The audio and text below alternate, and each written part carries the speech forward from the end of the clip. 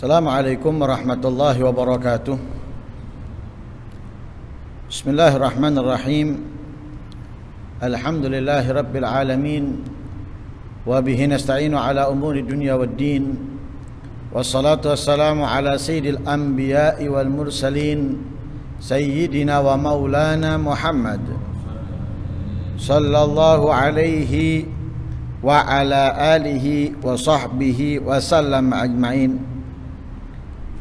Subhanallah, alhamdulillah, wa la ilaha illallah, Allahu akbar, wa la hawla wa la quwwata illa billahil aliyyil azim. Adada kulli harfin kutiba yuktabu abadal abidin wa dahrad dahirin. Subhanaka la ilma lana illa ma 'allamtana innaka antal alimul hakim. Nawaitu ta'alluma wa ta'lim wan naf'a wal intifa' wal mudzakarata wat tadhkir wal ifadata wal istifadah wal hatha ala tamassuki bi kitabillahi wa sunnati rasulih wad du'a ila al huda wad dilala ala al khair ibtigha'a wajhillahi wa mardatihi wa qurbihi wa thawabihi min Allah ta'ala. Alhamdulillah, di sore yang penuh barakah ini Allah Subhanahu wa taala memberikan kesempatan kepada kita untuk menambah kebaikan ketaatan di bulan yang mulia, yang kita harapkan mudah-mudahan kemudahan yang diberikan oleh Allah Subhanahu wa taala di bulan yang mulia ini, dan khususnya di sore yang penuh barakah ini, Allah Subhanahu wa taala terus memberikan kemudahan-kemudahan kepada kita dapat menjalankan kebaikan, ketaatan, dan mengistiqomahkannya. Amin, Allahumma amin. Kita berada di bulan Ramadan. Di bulan Ramadan ini ada beberapa amalan yang sangat menonjol dan terlihat daripada amalan-amalan lainnya, dan akan tetapi banyak kebaikan yang bisa kita kerjakan di bulan Ramadan yang tidak bisa kita lakukan di luar bulan Ramadan. Dengan mudah, dengan ringan kita menjalankannya, kita melakukannya. Coba kita perhatikan, di luar bulan Ramadan kita mungkin membaca Al-Quran, akan tetapi tidak sebanyak di bulan Ramadan. Kalau di luar bulan Ramadan, satu bulan mungkin 1 juz atau 2 juz. Akan tetapi di bulan Ramadan bisa 1 hari berjuz-juz.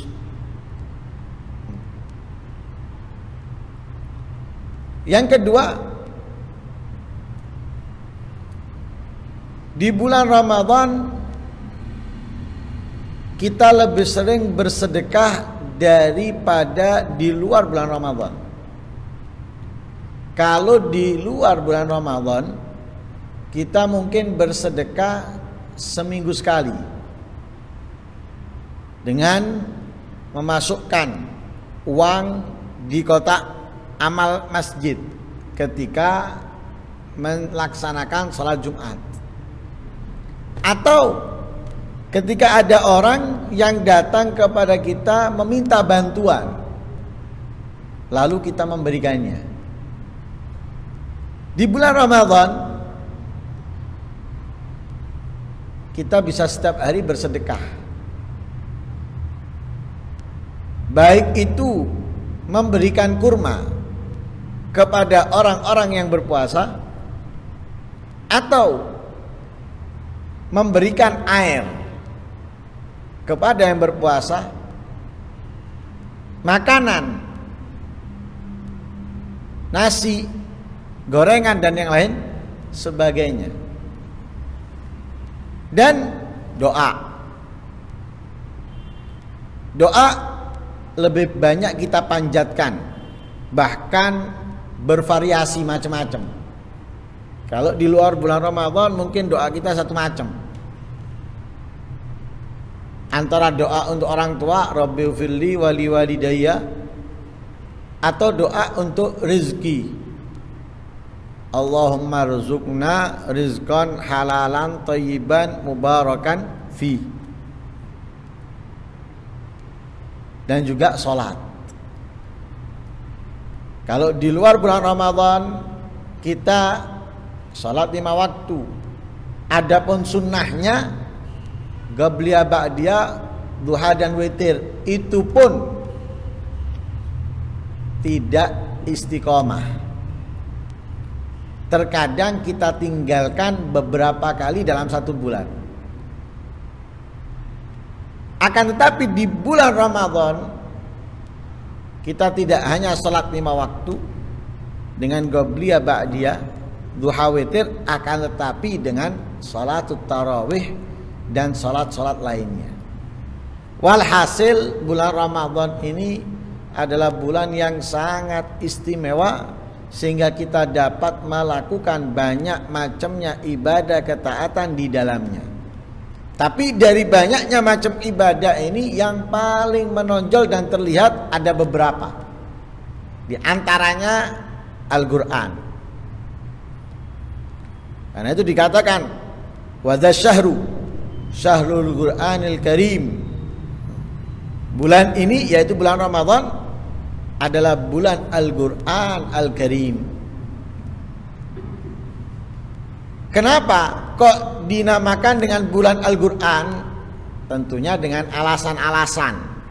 Yang pertama, diturunkannya Al-Quran oleh Allah Subhanahu wa ta'ala dari Lauhil Mahfuz ke Sama'id Dunya, itu pada bulan Ramadan. Sebagaimana Allah Subhanahu wa ta'ala berfirman di dalam beberapa ayat Al-Quran, Syahrul Ramadan alladzi unzila fihil Quran. Al-Quran diturunkan oleh Allah di bulan Ramadan. Ayat yang lain, inna anzalnahu fi lailatul qadar. Sesungguhnya aku menurunkan Al-Quran di malam Al-Qadar, ya, di malam Al-Qadar. Malam Qadar atau Lailatul Qadar itu tidak ada di bulan yang lain, hanya ada di bulan Ramadan. Itu alasan pertama. Kenapa Ramadan orang banyak membaca Al-Quran? Biasa ya, di hari jadi itu banyak diingat, banyak disebut. Hari jadi kota A atau kota B pasti banyak disebut kisah pejuangnya, perjalanan kota tersebut, dan yang lain sebagainya. Sama dengan tanggal 17 Agustus. Selalu dikenang sudah. Ketika sudah akan memasuki bulan Agustus atau masuk awal Agustus, sudah mulai orang mengingat hari kemerdekaan, pejuang dan yang lain sebagainya. Sama dengan Ramadan. Kenapa Ramadan orang langsung sebut dengan Al-Quran? Karena diturunkannya Al-Quran di bulan Ramadan. Sibuk orang-orang dengan Al-Quran. Mulai dari orang yang sudah istiqomah membaca Al-Quran, bahkan yang setiap hari sudah menghatamkan Al-Quran, sampai orang yang tidak pernah memegang Al-Quran pun datang bulan Ramadan megang Quran. Karena itu kita perhatikan di masjid-masjid, musola-musola, Qurannya itu kepake semuanya. Kalau sudah bulan Ramadan, bersih tempatnya Quran. Kenapa? Al-Qurannya diambil setiap hari kemudian ditaruh. Tapi keluar bulan Ramadan, oh, nggak pernah dipegang. kecuali 1 bulan sekali. Atau nggak sama sekali. Akhirnya apa? Debu di tempat Al-Quran luar biasa. Hingga kalau mau tayamum, datang aja ke masjid atau ke musola, di tempat Al-Quran itu banyak debu, bisa kita untuk tayamum.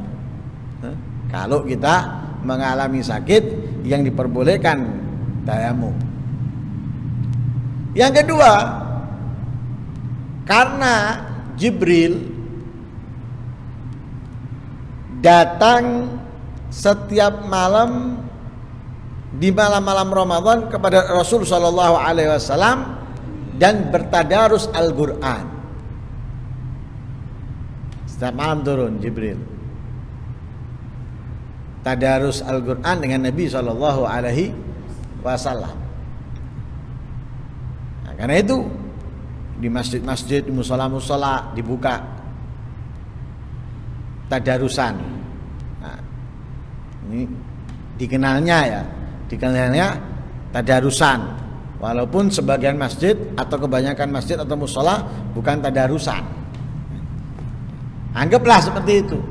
Kenapa? Mengikuti Nabi SAW, karena setiap malamnya Nabi SAW bertadarus Al-Quran dengan Jibril alaihis salam.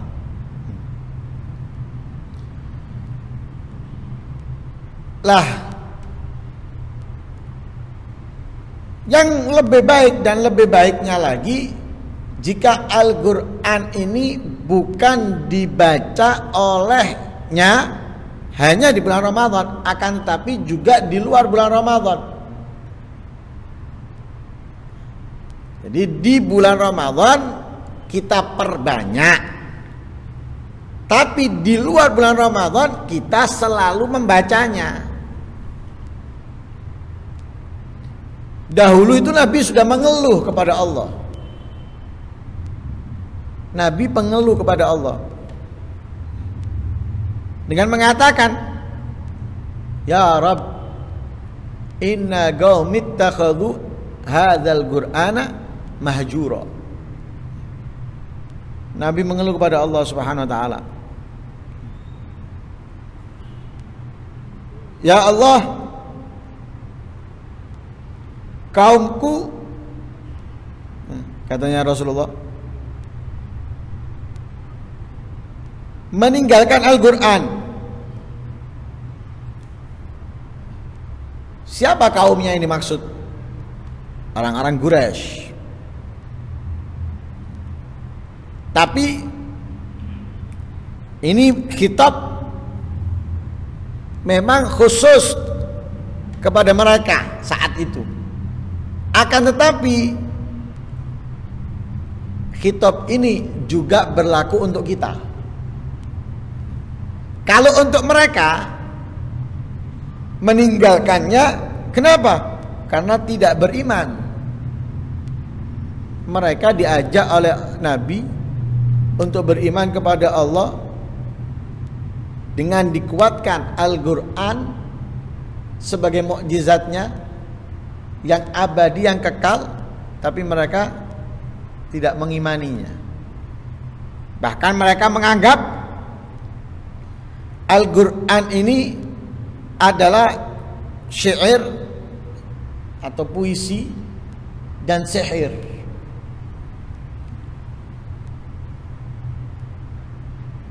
Makanya mereka nggak mau beriman dengan Al-Quran, apalagi mengamalkan isinya.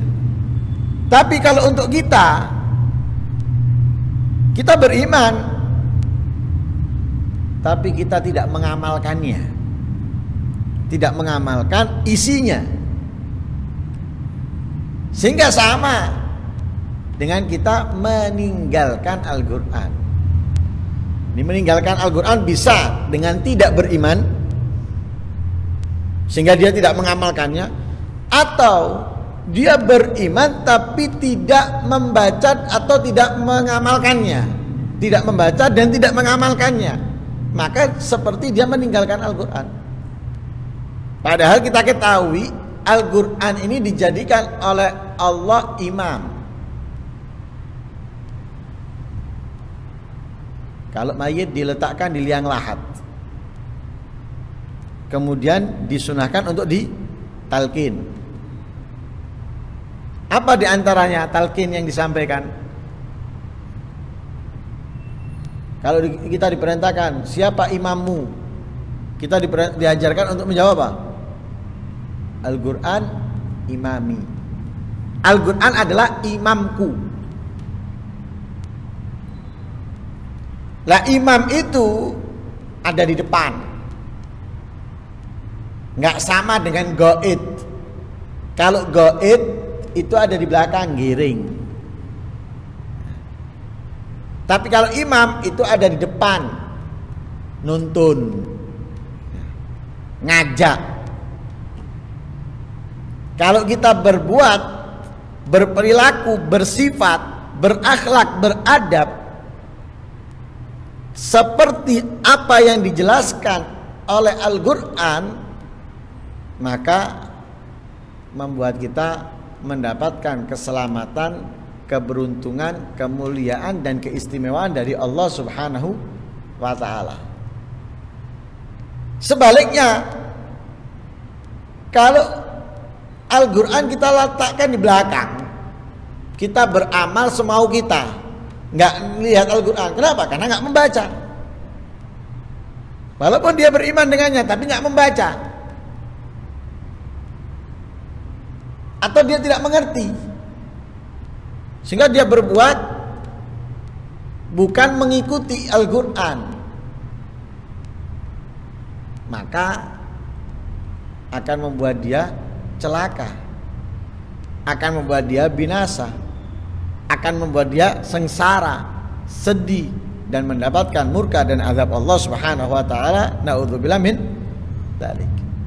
Karena itu kita harus terus membaca Al-Quran, baik di dalam maupun di luar bulan Ramadan. Tapi di Ramadan kita perlu meningkatkan, memperbanyak sebagaimana Nabi Muhammad SAW, sebagaimana para sahabat, sebagaimana para tabi'in, sebagaimana para aulia dan para ulama ussalaf. Mereka di bulan Ramadan memperbanyak membaca Al-Quran. Lah kenapa kok kita membaca Al-Quran? Ya jelas, kalau kita ingin tahu tujuan hidup yang benar sesuai dengan yang kita inginkan, maka kita tidak boleh menjauh dari Al-Quran. Kita harus membaca dan mempelajarinya. Coba kita tanya, dari barat ke timur, orang-orang yang berakal, jika ditanya, mereka semuanya memiliki keinginan bahagia, memiliki keinginan senang, memiliki keinginan tentrem, nikmat, dan yang lain sebagainya. Itu yang mereka inginkan. Pasti itu, dari barat ke timur, semuanya memiliki keinginan yang sama. Lah tidak akan mungkin bisa ia dapatkan itu semuanya, kesenangan, kebahagiaan, ketentraman, dan yang lain sebagainya, kecuali kita mengamalkan apa yang ada di dalam Al-Quran. Kalau kita mengamalkan apa yang ada di dalam Al-Quran, apa yang ada dalam Al-Quran, kesenangan kita dapatkan. Kesenangan apa? Wah, zahir batin, luar dalam senang. Makanya nggak kita temukan para aulia itu sumpek, nggak ada. Bingung, nggak ada. Sedih, nggak ada. Kenapa? Ada Al-Quran bersama mereka dalam kehidupan mereka. Makanya tidak ada kesedihan untuk mereka. Bahagia terus yang ada kepada mereka atau di mereka. Karena itu kita harus selalu bersama Al-Quran. Makanya disifatkan Ahlul Bait itu selalu wa ma'al Quran fi Goroni. Ini mereka selalu gandeng dengan Al-Quran. Di mana ada Al-Quran, di situ ada mereka. Di mana ada mereka ada Al-Quran. Yes. Selalu bersama Al-Quran, tidak pernah lepas dari Al-Quran. Karena Al-Quran akan memandu. Ini loh, kerjakan. Kamu akan mendapatkan kebahagiaan ini, kebahagiaan itu. Ini Al-Quran melarang. Jauhi, lebih baik untuk kamu. Jauhi, jangan dekati. Sengsara untukmu. Sudah diatur. Kalau kita mengikuti, enak. Bahagia sudah. Seperti kita beli sesuatu alat baru. Kalau kita mengikuti panduannya, insya Allah nggak rusak atau awet. Tapi kalau kita nggak ngikuti panduannya, pokoknya gawe, jebol lah malam, baru rusak.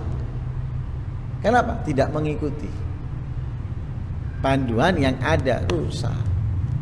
Tapi kalau kita mengikuti, awet, lama, insya Allah bisa aman dari rusak. Karena itu Al-Quran harus kita pelajari, harus kita fahami, harus kita terapkan dalam kehidupan kita. Sudah cukup menjadi bukti kemuliaan, keistimewaan mengamalkan Al-Quran Rasul Sallallahu Alaihi Wasallam. Tidak ada sedikit pun tercelah dari diri beliau. Semuanya kemuliaan, semuanya keistimewaan, semuanya kebahagiaan dan patut dibanggakan dan diikuti. Kenapa? Al-Quran. Sedang Aisyah ketika ditanya, bagaimana Rasul Sallallahu Alaihi Wasallam? Jawabannya apa? Bagaimana akhlaknya Nabi? Bagaimana perangainya Nabi? Ya. Dijawab, khuluquhul Quran. Al-Quran itu di situ Nabi. Ya. Itu Nabi. Makanya kita harus, apalagi Al-Quran ini dijadikan oleh Rasul Sallallahu Alaihi Wasallam salah satu ibadah yang terbaik daripada umatnya. Rasulullah bersabda, afdalu ibadati ummati tilawatul Quran.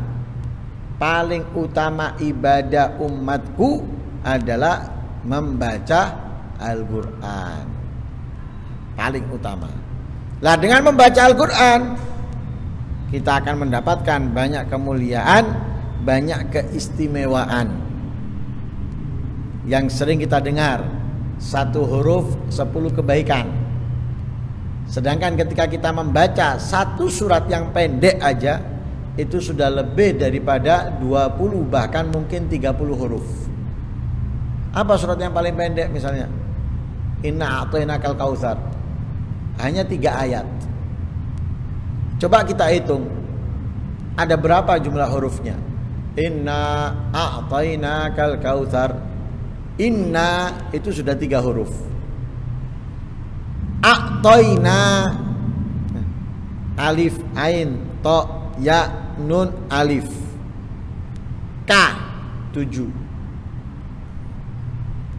10. Inna a'taina al-kautsar. Alif, lam, kaf, waw, tha, ro. 16. Baru 1 ayat. Inna a'taina kal kautsar fasalli, 3 huruf. Fasalli li rabbika, 4 huruf. Wanhar, 5 huruf. Berapa tuh? Fasalli li rabbika, 3 dengan li rabbika. Fasalli li rabbika, 4 sama 3 7, 7 sama wanhar 5. Berapa? 12 sama 17 29. Inna syani'aka huwal abtar. Oh, banyak sudah. Satu hurufnya 10. Satu hurufnya 10. Makanya kalau kita mau iri dan tertarik untuk mendapatkan kebaikan itu dari orang yang membaca Al-Quran. Dikatakan oleh Rasul sallallahu alaihi wasallam, diriwayatkan dari sahabat Ibnu Umar radhiyallahu anhuma, la hasada illa fitnatain. Tidak patut kita iri kecuali kepada dua orang. Iri di sini yang dimaksud patut kita ikuti, patut kita tiru. Hanya dua orang, tidak lebih. Siapa? Rajulun atahullahul Qur'an. Seseorang yang dimudahkan oleh Allah baginya membaca Al-Qur'an.